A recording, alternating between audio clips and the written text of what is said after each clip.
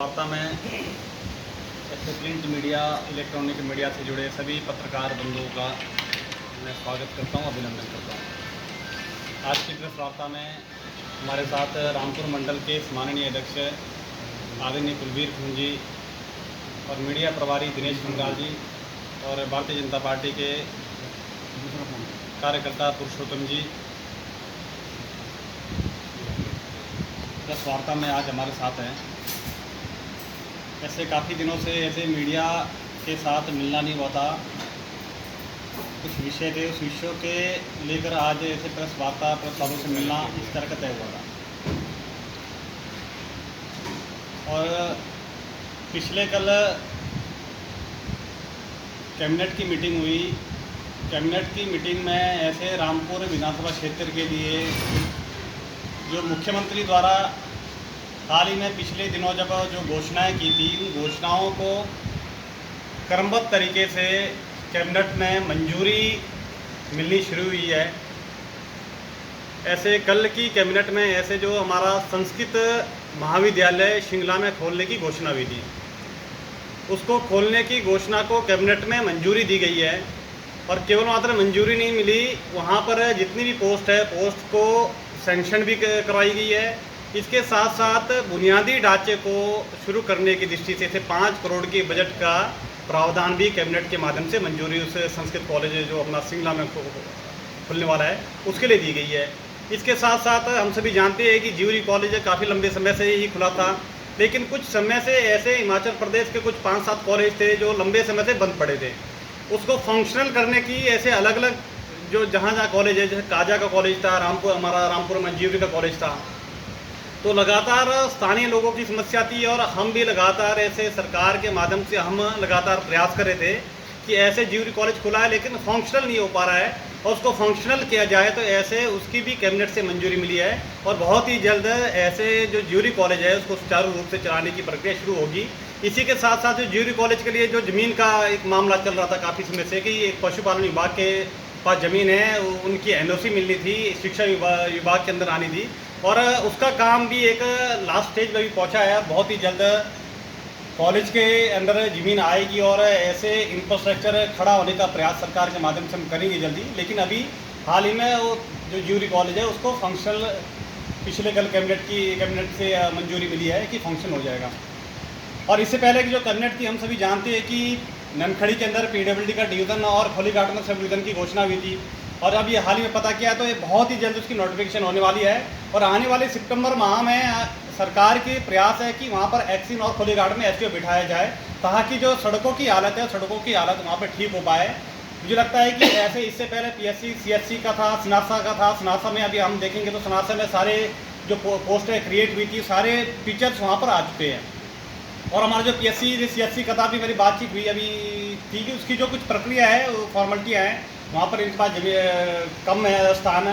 हम कोशिश करें कि आयुर्वेदिक विभाग का ने कुछ वहाँ हॉस्पिटल, तो उन्होंने कुछ कमरे उनके पास है, और वहाँ से वो कमरे सीएससी को मिल जाए, और ताकि बहुत ही जल्दी जो हमारा सीएससी जो घोषणा हुई थी, कैबिनेट से मंजूरी मिली है, उसको धरातल में उतार जाए।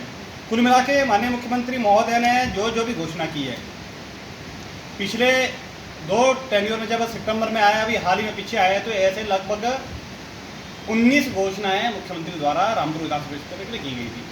और उसमें से अगर हम देखें, अभी 2 पहले की डिवीज़न सब डिवीज़न की घोषणा हुई, 2 पिछले कल की, ऐसे 6 घोषणाओं को धरातल में उतारा गया है। और बहुत ही जल्द आने वाले समय में जो भी घोषणा है, वो चाहे ज्यूरी में उप तहसील है, थैली चट्टी में उप तहसील है, ज्यूरी में अग्निशमन केंद्र की बात हो, ननखड़ी में अग्निशमन केंद्र की बात हो, और अपना नीरत में इलेक्ट्रिसिटी डिपार्टमेंट का सब डिवीज़न की बात हो। और ऐसे सभी घोषणाओं को धरातल में उतारा जाएगा और ज़मीनी स्तर पर उतारा जाएगा, जिसका रामपुर विधानसभा क्षेत्र की समस्त जनताओं को लाभ मिलने वाला है।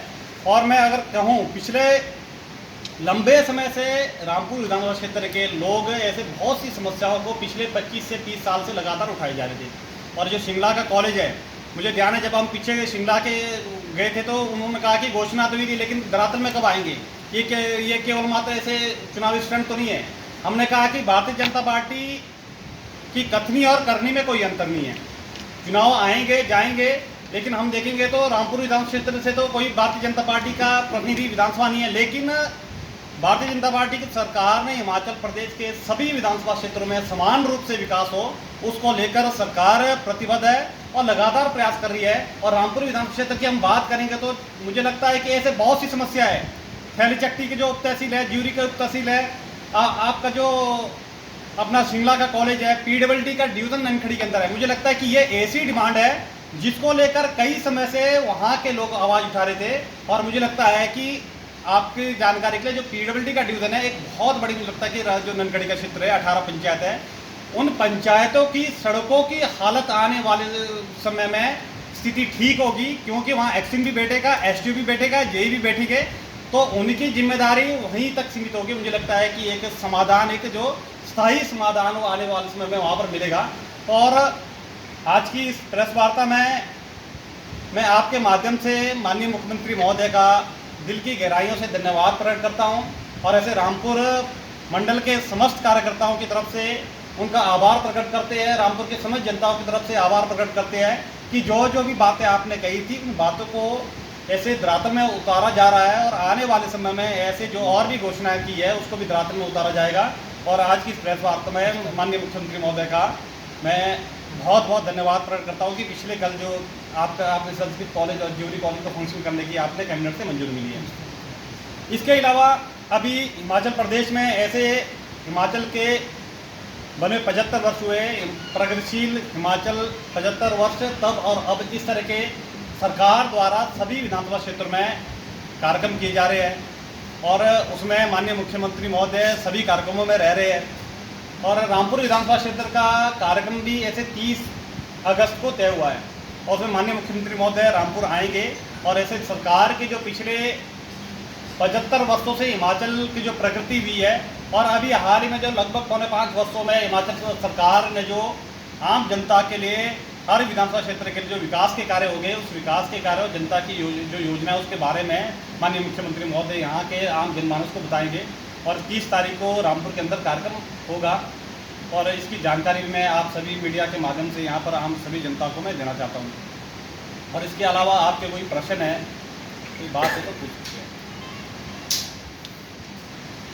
और एक बात और मैं छूट गई थी, एक युवाओं के लिए दृष्टि से हम देखेंगे तो स्पोर्ट्स हॉस्टल रत्नगर में काफ़ी लंबे टाइम से लंबित है, और लगातार लोगों की, युवाओं की भी आवाज़ लगातार उठती रहती है। आपके मीडिया के माध्यम से भी ऐसे सरकार तक और हम सभी तक वो बातें पहुंचती रहती है। और पिछले दिनों जब बात आई थी तो हमने कहा था कि PWD विभाग से जब बात की तो उन्होंने कहा कि फंड नहीं है, और यूथ एंड स्पोर्ट्स डिपार्टमेंट हमने उनसे बात की कि बड़े लंबे टाइम से आपका हॉस्टल है, लेकिन उसको धरातल में उतारा जाए ताकि युवाओं को एक जो प्लेटफॉर्म वहाँ मिलना था वो मिल पाए। और लगभग अभी पिछले कल ही ऐसे 75 lakh youth and sports department से PWD को भेज दिया गया, सेंक्शन हुआ है, बहुत ही जल्द यहाँ पैसे आने वाले हैं। और जो थोड़ा बहुत काम वहाँ पर बचा हुआ है, लाइट का काम है, कुछ टाइलें लगनी है, मुझे लगता है कि बहुत ही जल्द उसमें काम पूरा होगा, और आने वाले समय में ऐसे युवाओं को वहाँ पर एक प्लेटफॉर्म प्राप्त होगा। ये भी मैं आप सभी के माध्यम से मैं आप यहाँ पर बताना चाहता हूँ। ठीक है सर, उद्घाटन करना है अभी, काम कंप्लीट करने के बाद उद्घाटन अभी 30 तारीख को तो संभव नहीं है, क्योंकि अगर काम अधूरा है, अगर बिना काम किए उद्घाटन होगा तो फिर और प्रश्न चिन्ह खड़ा होगा। हमारी कोशिश है कि बहुत ही जल्द उसमें टेंडर लगा के वो काम पूरा किया जाए, ताकि उसके बाद हम उद्घाटन भी करें और वो जनता के स्पुर्द उसको किया जाए। Thank you sir.